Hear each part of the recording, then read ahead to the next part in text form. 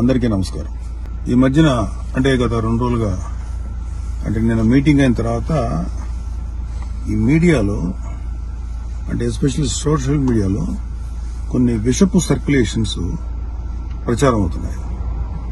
అది చెప్పడం కూడా నాకు ఇష్టం లేదు. ఎవరైనా సరే అలాంటి విషపు సర్క్యులేషన్స్ కనుక ప్రచారంలో తీసుకొస్తే అది చాలా తప్పు.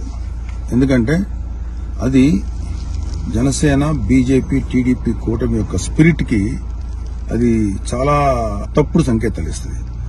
అది ఎవరు చేసినా సరే దయచేసి గుర్తుపెట్టుకోండి. అది ఎవరు చేసినా దాన్ని బ్యాక్ వెళ్లి సోర్స్ ఏంటో పట్టుకుని తగిన విధంగా మీకు బుద్ధి చెప్పాల్సి ఉంటుంది.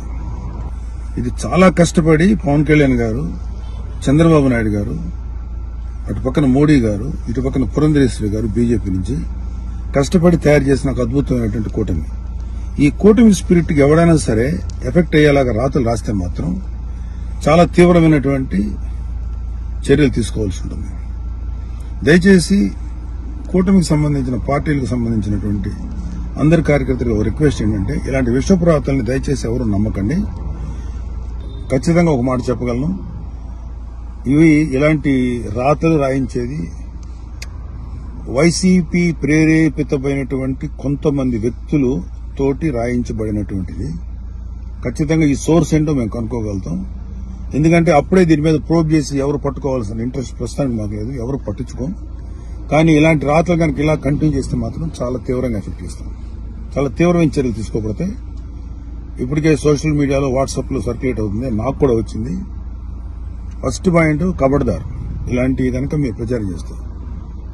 వైసీపీ విషపు కూరల సంబంధించినటువంటి పనికిమాల ప్రచారాలని దయచేసి నమ్మకండి. కూటమికి సంబంధించినటువంటి కార్యకర్తలు ఎవరు కూడా ఇలాంటి వాటిని ఎంకరేజ్ చేయకండి. ఇంకొకరికి పంపించేటువంటి సర్క్యులేషన్లో చేసేటువంటి పనులు చేయకండి. ఎక్కడో అక్కడ కట్ చేయండి దీన్ని.